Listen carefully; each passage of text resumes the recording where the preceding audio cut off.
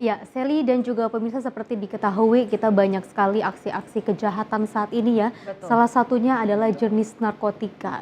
Kalau kita ketahui sebelumnya sempat ada penggerebekan di Kepulauan Riau Ya. ataupun di Batam, ini ada 2 ton besarannya seperti itu yang sudah diamankan terkait dengan ganja ataupun jenis narkotika ini seperti itu ya. Dan ini juga masih banyak sekali dan ternyata ini ada penemuan baru yang dimana ini kita menemukan lahan dari ganja tersebut. Betul. Seperti Kalau itu. kita lihat memang ada 1,5 hektar yang ternyata sudah disidak oleh Betul. para BNN sekitar. Diketahui memang kalau kita ketahui ini ada 5 ton ganja. Betul, yang juga diamankan ya. Betul sekali. Dan tentunya juga pemirsa untuk mengetahui bagaimana kelanjutan dan seperti apa proses penggerebekan ataupun dengan proses peninjauan terkait dengan lokasi rawan yang juga berada di daerah Mandailing seperti Betul itu ya. sekali. Sudah bergabung bersama kami Kepala BNNK Bapak Syamsul Arifin. Halo, selamat pagi Pak Syamsul. Selamat pagi, Mbak. Pak Samsul, sebelumnya terima kasih banyak telah berkenan bersama kami untuk bergabung di Menyapa Pagi Simpo TV untuk memberikan semua aspirasinya dan juga penjelasan mengenai terkait dengan kasus yang terjadi saat ini. Dan sebelumnya kami berdua mengucapkan terima kasih yang sedalam-dalamnya ataupun yang sebesar-besarnya kepada seluruh pihak, baik itu dari BNN dan juga pihak kepolisian yang dengan sigap untuk memberantas kasus narkoba saat ini. Pak Samsul, boleh diceritakan mungkin terkait dengan hal tersebut terkait dengan penemuan lahan hektar 1,5 hektar ganja seperti itu dan juga pemusnahan 5 ton ganja. Silakan Pak Samsul. Oke, ini kegiatan ini sebenarnya sudah mulai dari tahun-tahun sebelumnya. Kami juga selalu melakukan kegiatan yang serupa. Tentunya kegiatan untuk tahun ini di situ ini dilakukan penyelidikan beberapa bulan yang lalu. Namun dari beberapa rangkaian kegiatan yang kita lakukan penyelidikan di sana masih belum juga menemukan. Namun Tuhan mungkin memberikan petunjuk kepada kita semua di sini, khususnya masyarakat Mandailing Natal, bahwasanya seperti yang diberitakan kita memusnahkan atau menemukan ladang ganja seluas kurang lebih 1,5 sampai 2 hektar.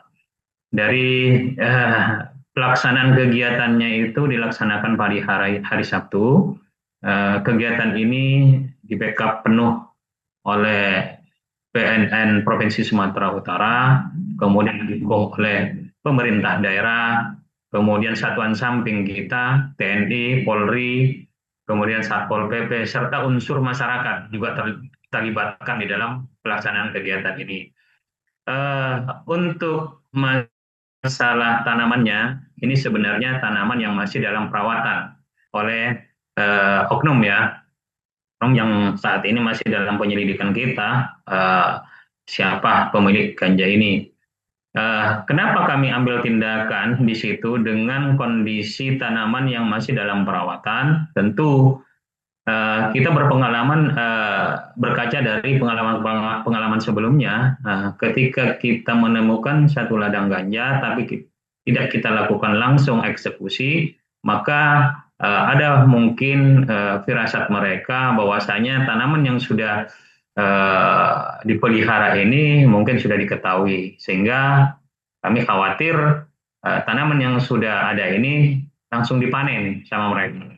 Nah, untuk itu kami langsung berkoordinasi kepada BNNP, kemudian pada kepala daerah juga mensupport kami untuk segera melaksanakan tindakan pemusnahan tanaman ganja itu. Tentu pelaksanaan kegiatan itu dilaksanakan langsung di lokasi tempat di mana tanaman itu berada, dengan jarak tempuh kita dari bibir jalan ya, jalan di desa Rau-Rau di sana, Kecamatan Tambangan, itu menempuh jalan kaki kurang lebih 3,5 jam sampai 4 jam. Itu sekali naik. Situ. Dari situ dengan kondisi jalan yang sangat terjal, yang ekstrim, sehingga para tim di situ beberapa kali melaksanakan atau istirahat sebelum langsung menuju ke TKP untuk mengambil istirahat dulu untuk menguatkan tenaga kita itu. Baik, Pak Samsul, ini kalau kita ketahui bahwasanya kawasan Torsihite ini selalu menjadi ladang untuk penanaman ganja tersebut oleh Kurang masyarakat. den- Apakah memang ada faktor geografis atau sosial ekonomi yang menjadikan lahan tersebut menjadi lahan penanaman ganja, Pak Samsul? kurang dengar Mbak. Mohon diulang. Memang kita ketahui kawasan Torsihite ini selalu menjadi ladang penanaman ganja oleh masyarakat sekitar. Apakah memang ada faktor geografis ataupun sosial ekonomi yang menjadikan lahan tersebut dijadikan terus-menerus sebagai ladang penanaman ganja, Pak Samsul? Sudah pasti ya, untuk masalah sosial ekonomi udah pasti di situ. Mungkin dari beberapa masyarakat di situ yang menginginkan cara jalan hidup yang pintas dengan nilai ekonomis yang tinggi, jalan satu-satunya mungkin inilah yang dilaksanakan masyarakat.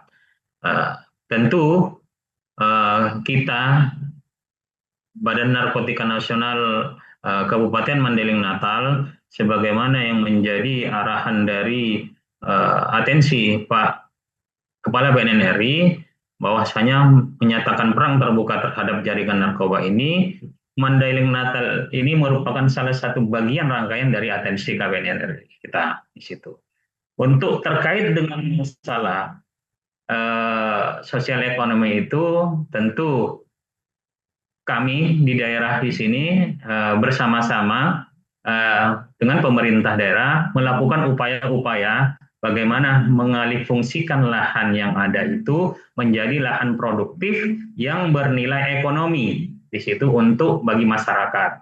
Yang perlu kita ketahui juga bagi kita semua, ini kebanyakan masyarakat ini yang pelaku dari penanaman kebanyakan mereka sebagai informasi sebagai petaninya saja. Sebenarnya di belakang-belakangnya ada bandar-bandar yang besar di situ untuk membiayai atau memodali itu.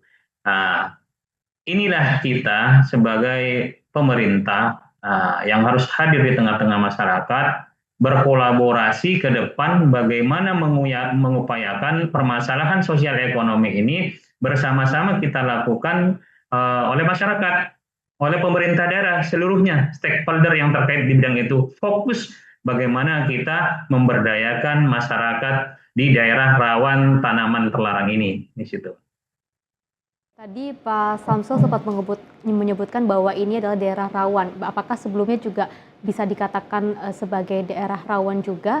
Dan ketika pada saat proses pemusnahan, tadi juga Pak Samsul sempat mengatakan hingga saat ini belum diketahui siapa yang menanamnya seperti itu. Apakah pada saat pemusnahan ini tidak ada perlawanan artinya di sini ya Pak ya oleh pihak terkait? Kalau perlawanan tidak ada ya, mulai dari saat ditemukannya waktu dilakukan penyelidikan, ditemukannya ladang itu tidak ada satupun orang pemilik dari ladang ganja yang kita temukan. Uh, ini yang kita temukan di sana. Itu sih, Pak. Ya, Pak. Pak Samsul, ini kan memang ditemukan ada 15.000 batang ganja yang ditemukan dalam lokasi tersebut. Dan tadi Bapak sempat sebutkan bahwasanya memang tidak hanya petani ganja yang terlibat, namun ada bandar-bandar di belakangnya. Apakah memang ini ada potensi akan didistribusikan ke beberapa daerah nantinya tanaman ganja ini, Pak Samsul? Kalau dari pengalaman yang tahun-tahun yang sebelumnya, dari hasil pemberantasan kita yang dilakukan di daerah-daerah, memang di situ itu pendistribusiannya memang keluar daerah biasanya di situ. Hasil pengungkapan kasus, ketika kita lakukan penangkapan di tengah jalan di situ ditemukan memang ada pendistribusiannya itu keluar daerah di situ, Mbak. Cuman untuk terkait dengan masalah bandar-bandar ini kita masih dalam proses penyelidikan dari pihak BNN maupun dari APH yang lainnya. Masih dalam proses penyidikan ya Pak Samsul ya terkait dengan adanya lahan ganja yang berada di daerah rawan seperti itu. Dan Pak Samsul kalau kita boleh tahu kan ini kasus seperti ini kan masih merajalela di Indonesia ya. dan ini juga sangat disayangkan sekali seperti itu ya, masih banyak sekali orang-orang yang mendistribusikan seperti narkotika bahkan ke jalur-jalur luar seperti itu ya. Dan ini juga tadi sempat disampaikan oleh Pak Samsul, ini akan ada pengalihfungsian lahan seperti itu ya, yang awalnya di penanaman ganja ini juga mungkin akan dipakai seperti penanaman kopi ataupun hal-hal yang positif lainnya. Apakah ini sudah ada proses lebih lanjutnya Pak Samsul atau masih dalam proses meramu ini Pak Samsul? Alhamdulillah dari hasil koordinasi kita dengan pihak pemerintah daerah, sebagaimana informasi yang dilakukan, informasi dari pertemuan-pertemuan yang kami lakukan dengan pemerintah daerah yang saat ini itu concern untuk pembangunan 5 tahun ke depan, itu concern untuk pemberdayaan masyarakat di kawasan daerah rawan. Tentu banyak hal faktor yang menjadi kendala terkait dengan pemberdayaan ini. Untuk pengalihan fungsi lahan itu yang pertama adalah akses jalan ya. Akses jalan umum menghubungkan desa ke desa ini sudah dipikirkan dan sudah direncanakan tahun ini akan dibuka akses interkoneksi antar desa oleh pemerintah daerah dan melibatkan juga mungkin pemerintah provinsi situ, sehingga kedepannya nanti ada lalu lintas pergerakan mobilisasi lah bahasanya di situ, manusia di sana, sehingga memungkinkan ketika fungsi lahan ini kita berdayakan sesuai yang disampaikan sebelumnya terkait dengan mengenai masalah penanaman kopi dan segala macamnya di situ, tentu dibutuhkan infrastruktur yang memadai. Akses jalan interkoneksi, kemudian akses menuju lokasi di mana lahan yang akan dibuka itu. Kebetulan izin perhutanan sosial sudah dikeluarkan, tinggal teknis-teknis yang lainnya, utamanya masalah jalan ini. Jalan ini menjadi perhatian khusus yang tadi sudah disampaikan, kemudian jalan usaha ke menuju lokasi di situ. Itu sangat penting karena lokasi untuk perhutanan sosial yang kerap sekali itu digunakan untuk penyalahgunaan tanaman ini di situ, itu agak susah untuk dilalui atau dijangkau. Untuk itu perlu dilakukan pembukaan akses jalan di sana. Tentu ini perlu kerja keras di situ dari segala pihak, baik di daerah maupun di pusat di situ. Kaitannya dengan jalan wisata ini tentu pemerintah pusat yang mempunyai banyak sumber daya untuk pembukaan akses jalan ke sana, sehingga kemudian di situ bisa kita lakukan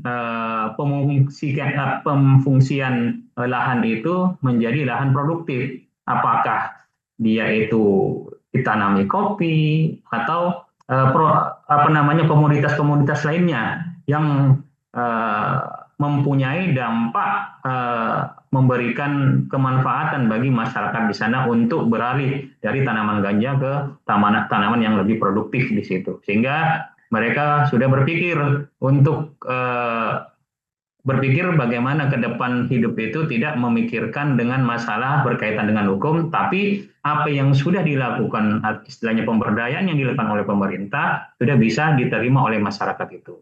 Tentu ini kerjaan bukan 1 tahun, 2 tahun, itu jangka panjang. Namun kita sudah mulai. Pemerintah daerah sudah berkomitmen bahwasanya pembangunan 5 tahun ke depan, di situ bagaimana memberdayakan masyarakat di daerah rawan tanaman terlarang. Dan BNN dalam kesempatan ini sudah mulai tahun-tahun sebelumnya sudah melakukan kegiatan hal serupa untuk di kawasan daerah rawan ini. Dan tahun ini sudah kita mulai lagi dari pusat untuk melakukan pembinaan atau peningkatan SDM melalui life skill. Kita berdayakan atau kita tingkatkan kemampuan masyarakat di sana melalui keterampilan-keterampilan sesuai dengan potensi lokal yang ada di sana. Kemarin dari Deputi Dayamas, yaitu dari Direktorat Alternatif Development, itu sudah melakukan kegiatan life skill yaitu untuk keterampilan anyaman bambu. Karena bambu di sana ada. Yang sebelumnya juga sudah dilakukan, tahun sebelumnya dilakukan mengenai masalah bagaimana mengelola kopi yang baik di sana. Terus berlanjut ini. Nah, sehingga dengan sendirinya nanti masyarakat sudah mulai tersadarkan, teredukasi, kemudian dengan akhirnya bergeser mindset untuk menanam sehingga menjadi mindset bagaimana memberdayakan sumber daya yang ada di sana yang tidak bertentangan dengan hukum. Samsul, sedikit Itu, Mbak. saja Pak, harapan ke depan agar lahan tersebut tidak dijadikan tanaman ganja ataupun agar masyarakat di Mandailing Natal tidak terjerat lagi dengan penanaman ganja dan sadar akan bahayanya menanam ganja. Pak Samsul, silakan. Ya, kita harus kolaboratif sebagaimana kebijakan dan strategi Pak Kepala BNN sekarang di situ. Bagaimana penguatan kolaborasi ini terus ditingkatkan dari seluruh stakeholder di situ. Kemudian juga bagaimana kita di situ penguatan sumber daya manusia dan infrastruktur juga di sana. Kemudian baru penanganan permasalahan yang mendasar di situ secara aktual di masing-masing wilayah rawan ini. Baik sesuai dengan tematik maupun ikoniknya di situ. Tematik apa di situ? Mungkin nanti ke depan dengan kondisi rawan tanaman ini kita mungkin alih fungsikan menjadi contoh agrikultur. Jadi wisata nanti, wisata agrikultur di situ. Harapan kita ke sana di situ. Masalah ikoniknya mungkin nanti apa yang paling bisa terkesan, mungkin wisatanya di sana nanti, mungkin sumber daya yang sudah ada di sana, itu nanti ketahanan keluarga dan lingkungan pendidikan juga semua kita kolaborasikan di situ. Karena membangun ini bukan dari sisi ekonomi saja, sosialnya juga, kemudian masalah keagamaannya juga. Religiusnya juga di sana harus kita lakukan. Contoh penyadaran masyarakat, edukasi mengenai masalah larangan untuk menanam ganja karena ini bertentangan dengan koridor masalah keagamaan. Kemudian dampak buruknya gimana nanti kepada masyarakat sama anak cucu kita ke depan gitu. Hal ini sudah dilakukan oleh BNN mengajak kepada program alternatif development yang ada di Gayulues. Di situ sudah berhasil BNN sudah bersama stakeholder yang terkait mengubah masyarakat penanam itu menjadi lebih produktif dan mempunyai penghasilan yang memadai ketimbang menanam tanaman yang dilarang secara ketentuan hukum. Itu, Mbak. Oke, baik. Terima kasih banyak Pak Samsul atas pemaparannya dan informasi yang sangat luar biasa pada pagi hari ini terkait dengan bagaimana caranya untuk memusnahkan barang-barang terlarang tersebut ya. Seperti itu Pak Samsul, terima kasih banyak atas pemaparannya. Sehat selalu, selamat pagi Pak. Selamat pagi Mbak. Ya, Salam Festi semua. dan pemirsa, kita ketahui bahwasanya memang ini adalah bukti aksi nyata dari Betul. pemerintah dalam hal ini BNNK Kabupaten Mandailing Betul, Selatan betul. ataupun Mandailing Natal yang memang ini kita ketahui 1,5 hektar lahan dimusnahkan agar masyarakat di sana tidak lagi menanam ganja.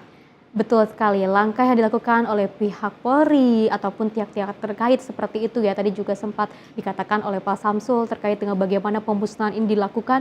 Ini juga harus adanya kolaboratif dan juga kolaborasi di berbagai pihak. Tidak hanya pihak TNI Polri ataupun dari pihak BNN ataupun BNNK seperti itu. Tapi juga masyarakat harus ikut andil dalam melakukan pemusnahan. Dan kalau kita ketahui memang ini mendapatkan respon yang positif ya terkait dengan pemusnahan dan juga pengamanan di sana. Mudah-mudahan langkah yang dilakukan oleh pihak BNN ataupun BNN dan juga pihak Polri seperti itu ya, ini bisa terus memberantas yang namanya narkotika dan juga tidak ada lagi hal-hal serupa yang terjadi di Indonesia. Dan pemirsa, informasi lainnya akan kami hadirkan usai jeda berikut ini.